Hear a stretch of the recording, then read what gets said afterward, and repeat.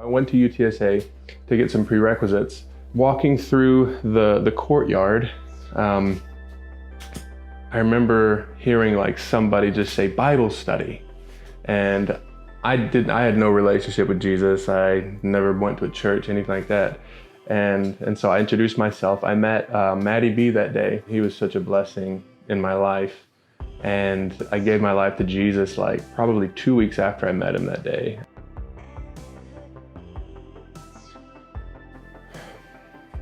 I didn't know that I was called to be a church planner initially. It was about a year ago when I just felt like I was being called deeper, and I kind of had this notion that I was getting called into ministry.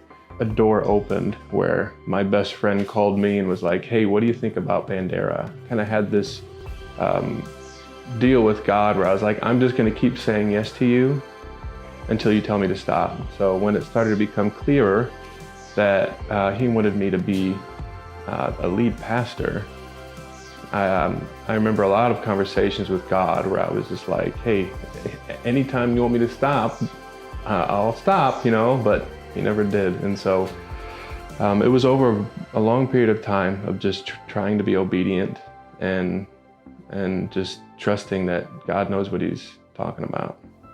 So just this year alone, since January 1st, we have had 36 people give their life to Jesus.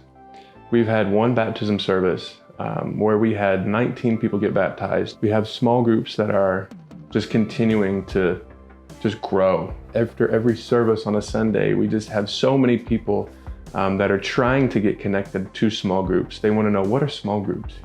They're starting to see that church doesn't just end on a Sunday afternoon. Somebody who's in college can connect with that.